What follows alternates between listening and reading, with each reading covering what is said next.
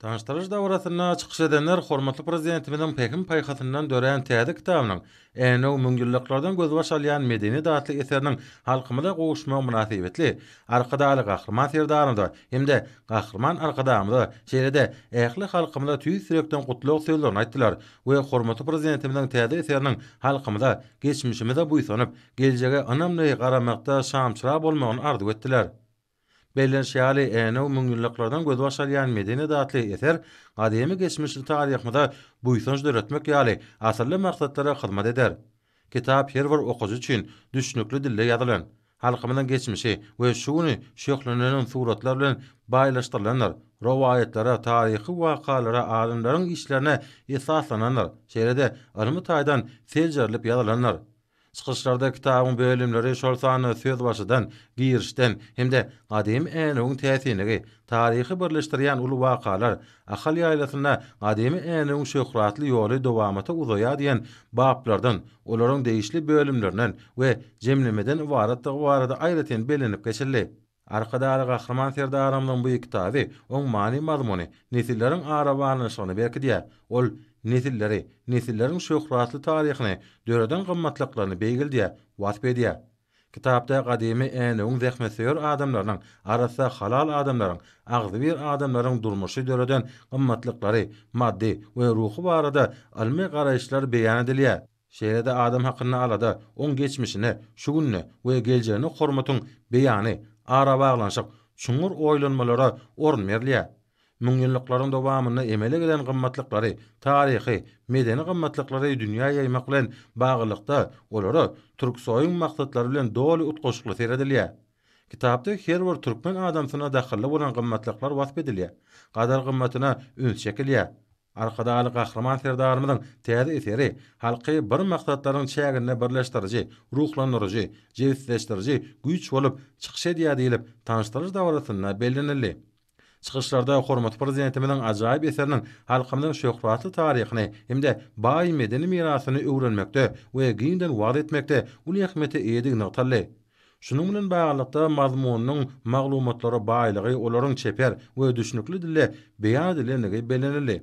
Bu kitabyň neşir edilmegi Änew şäheriniň türki dünýäsiniň medeni paýtagty diýilip oglan edilen we Pekin paýhas ummany magtumuly Praga şygarasyna geçen 2024-nji ýylda watandaşlarymyz üçin ajaýyp sowgat boldy diýip çykyş edenler aýtdylar.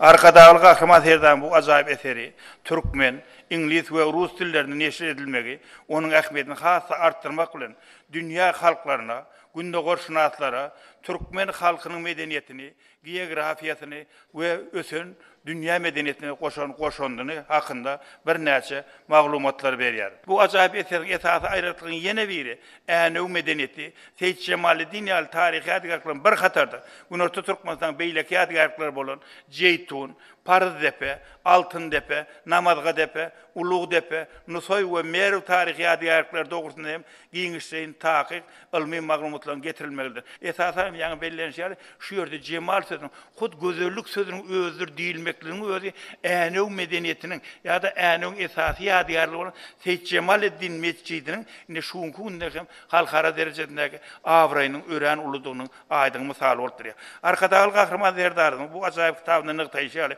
Türkmen topragy, gadymy we gazyla baý toprak.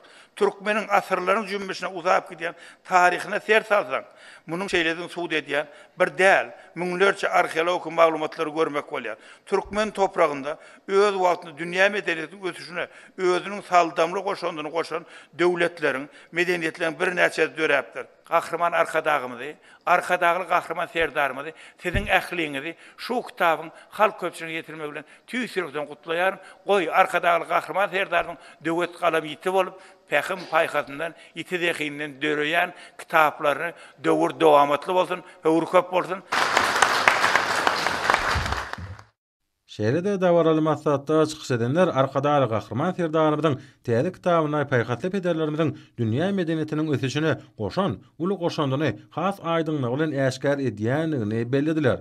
Şunun bilen baglykda halkymyzyň döreden milli gymmatlyklary, goran döwletleri we berkarar şäherleri tutuş adamlar üçin ähmiýetliliginiň nowatdaky ikrarnamasyny ataldy. Tanıştyrıcı dawrasy aýdym sagallaryň owazy bilen goşdy.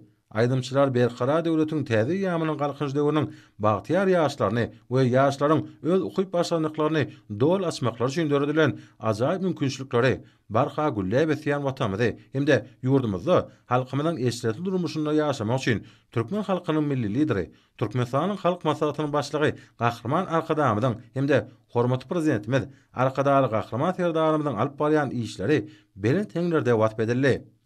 Dawara oňatmajylaryň Türkmenistanyň Guruluşy we Senaga toplumynyň adyndan hormatly prezidentimizin adyna ýüzlenme kabul etmek bilen tamamlandy.